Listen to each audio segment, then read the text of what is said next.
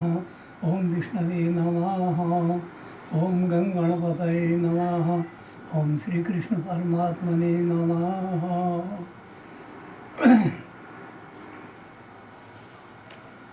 ओम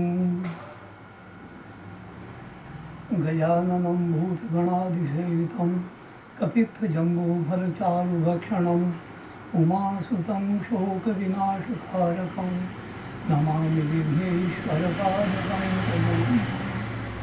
ॐ शान्ताकारं भुजगशयनं पद्मनाभं सुरेशं विश्वाधारं गगनसदृशं मेघवर्णं शुभाङ्गं लक्ष्मीकान्तं कमलनयनं योगिभिर्ध्यानगम्यं वन्दे विष्णुं भवभयहरं सर्वलोकैकनाथम्। ॐ विद्युद्दां समप्रभां मृगपते स्कन्धस्थितां भीषणां कन्याभिकरवालकेटविलसद्धस्ताभिरासेवितां हस्तैश्चक्रगदासिकेटविशिखां चापं गुणं तर्जनीं बिभ्राणां ममलात्मिकां शशिधरां दुर्गां त्रिनेत्रां भजे। ॐ नमो देव्यै महादेव्यै शिवायै सततं नमः। नमः प्रकृत्यै भद्रायै नियता प्रणता स्मताम्। मैं सतीश चंद्र शास्त्री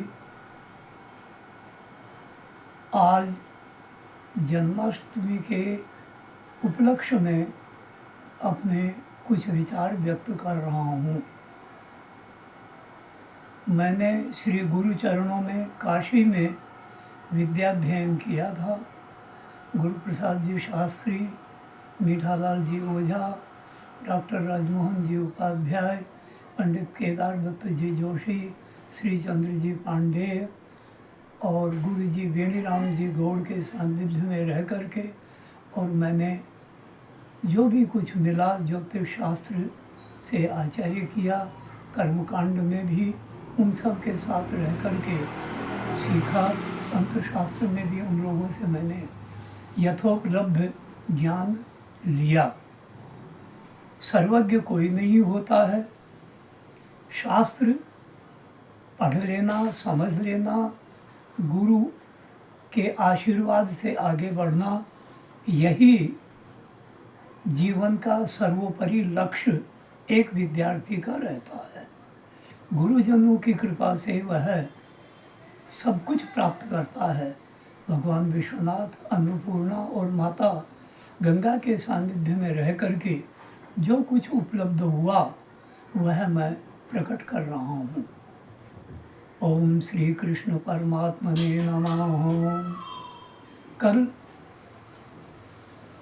जन्माष्टमी का पावन पर्व है। यह पर्व जन्माष्टमी, जन्म धन अष्टमी, अष्टमी के दिन जिसका जन्म हुआ उसके नाम से जन्माष्टमी शब्द रूढ़ हो गया। भगवान श्री कृष्ण का जन्म इससे परिलक्षित स्वतः हो जाता है। भारतीय शास्त्र में जन्म की तिथि का महत्व है। यहाँ अंग्रेजी तारीखों का कोई अस्तित्व नहीं है, वह चाहे व्यक्ति की हो या देवता की हो।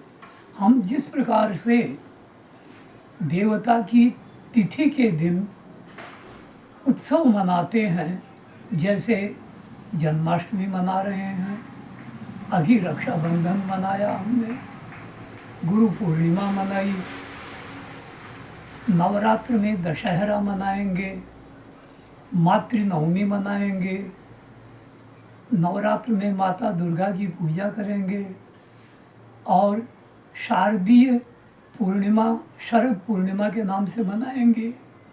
फिर कार्तिक में दीपावली अमावस्या के दिन श्री महालक्ष्मी पूजन करके, महाकाली पूजन करके हम उत्सव मनाएंगे। आगे वसंत पंचमी, होलिका, फिर नवरात्र में रामनवमी इत्यादि जितने भी पर्व हैं हमारे शास्त्रों में तिथि के आधार पर मनाए जाते हैं। इसी प्रकार मनुष्य को भी अपना जन्मदिन जन्म तिथि के आधार पर ही मनाना चाहिए। उस दिन जो हम लोग ईश्वर भजन, पुण्य, दान, ब्राह्मण भोजन इत्यादि करेंगे उसका अक्षय पुण्य मिलेगा।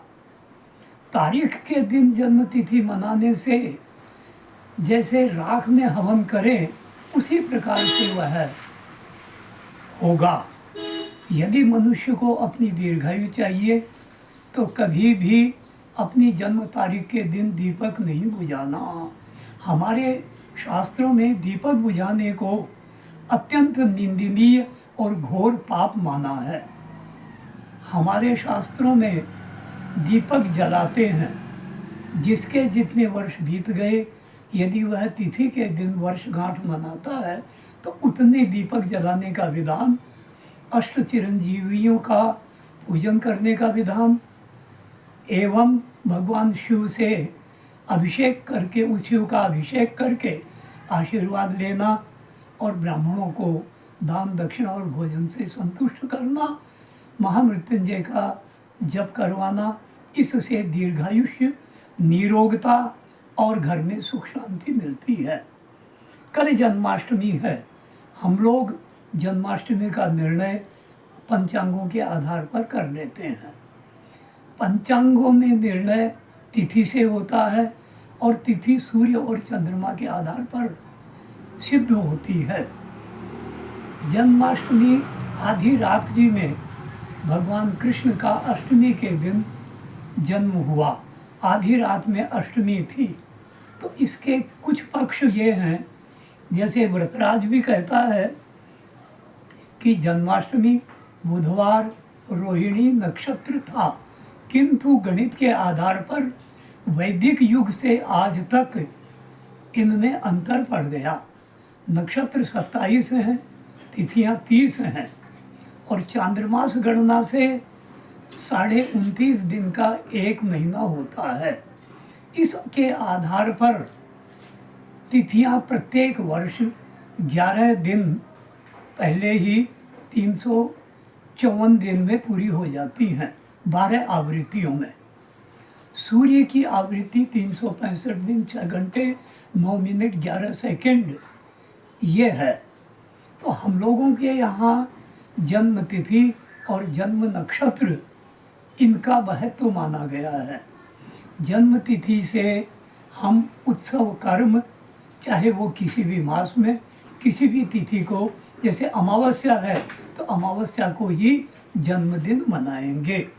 भगवान कृष्ण की तिथि अष्टमी के दिन रात्रि में है। कल 3 पंचांगों में कुछ कुछ भेद से रात्रि में ही अष्टमी बताई है। इसके आधार पर कल ही उत्सव मनाया जाएगा। यदि 2 दिन नवमी हो और आधी रात में हो तो पर दिन, 2 दिन नवमी हो रात्रि में पर दिन है, पूर्व दिन है, पर दिन सायंकाल तक है, तो पर दिन सूर्योदय कालीन मनाने का भी विधान है। अपने यहाँ कुछ पंथ भेद हो गए, जिनके आधार पर कुछ लोग ये कहते हैं कि हम रोहिणी के दिन ही तिथि मनाएंगे, कुछ कहते हैं बुधवार को मनाएंगे, कुछ कहें कि अष्टमी उदयकालिक होनी चाहिए। वास्तव में अष्टमी उदयकालिक नहीं, जन्मकालिक ली गई है। और वैदिक काल से आज तक गणित में इतना अंतर आ गया, कुछ सूर्य की गति, चंद्रमा की गति और पृथ्वी का घूर्णन, केंद्र बिंदु का केंद्रच्युति इत्यादि के आधार पर गणित में अंतर पड़ता है। अब जन्माष्टमी के दिन करना क्या चाहिए, तो भगवान कृष्ण का स्वरूप रख करके अथवा मूर्ति हो अथवा मंदिर में उस दिन उनका पूजन करना। यदि कहीं नहीं है तो भगवान शिव के मंदिर में जा कर के, और शिव जी महादेव हैं। शास्त्रों ने कहा है, तंत्र शास्त्र भी कहता है कि सर्वदेव मयो शिवा, संपूर्ण यदि कोई भी देवता उपलब्ध नहीं है मंदिर में, तो भगवान शंकर के पास बैठ करके उसी देवता का हम ध्यान करें तो वह देवता शिव जी में साक्षात आ जाता है। इस प्रकार से हम बैठ करके भगवान का दिन भर भजन पूजन और उनकी तैयारी करें। सायंकालीन जब रात्रि में निशीथ आधी रात हमारे यहाँ आधी रात के बाद में दूसरा दिन होने का आर्यभट्ट ने विधान माना है, किंतु सूर्य सिद्धांत इत्यादि ने सूर्योदय से ही माना है। इसको सावन दिन कहते हैं। तो आधी रात में भगवान कृष्ण का जब जन्म हो, तब पुरुष सूक्त से अथवा विष्णु सहस्त्रनाम से अथवा किसी को कुछ भी नहीं आता हो तो भगवान विष्णु की जय, भगवान विष्णु की जय, इस प्रकार से भगवान विष्णु का नाम लेकर के और श्री कृष्णाय नमः, श्री कृष्ण भगवान को स्नान कराएं। पहले जल से, फिर दूध से, फिर जल से, फिर दही से, फिर जल से, फिर दूध दही घृत से, फिर जल से, फिर मधु से, फिर जल से और फिर शर्करा से। जिस प्रकार मनुष्य के शरीर में साबुन का लेप होता है, वैसे शर्करा देवताओं का साबुन है। इससे वो दूध, घी, शहद जो भी लगा था वो सब कुछ भगवान के शरीर से मल निष्कासन करके फिर शुद्ध जल से स्नान, उसके बाद गंध जल से, फिर गंगा जी के जल से स्नान कराने के बाद किसी भी जल से स्नान नहीं कराना चाहिए। उसके बाद भगवान को पहुँच करके अंग वस्त्र धारण कराना, यज्ञोपवीत धारण कराना, उत्तरीय धारण कराना, उनका श्रृंगार करना और श्रृंगार करके पूजन करना, पूजन करके भोग लगाना, भोग लगा करके आरती करना और फिर रात्रि में जागरण, नाच नृत्य गान करते हुए रात्रि जागरण करने का विधान है। हमारे यहाँ जागरण, शास्त्रीय चर्चा, भगवान की कथाओं का कीर्तन, उनका बारंबार स्मरण, श्रीमद् भागवत के कुछ अंश का पाठ अथवा विष्णु सहस्त्र नाम का पाठ, पुरुष सूक्त का पाठ या ओम कृष्णाय वासुदेवाय हरे परमात्मने प्रणत क्लेशनाशाय गोविंदाय नमो नमः, इसका मनुष्य को जप करना चाहिए।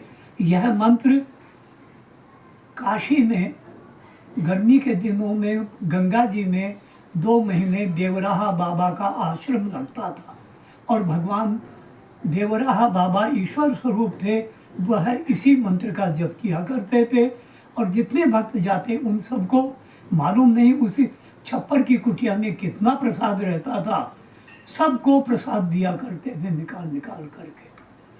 बोलिए श्री कृष्ण भगवान की जय।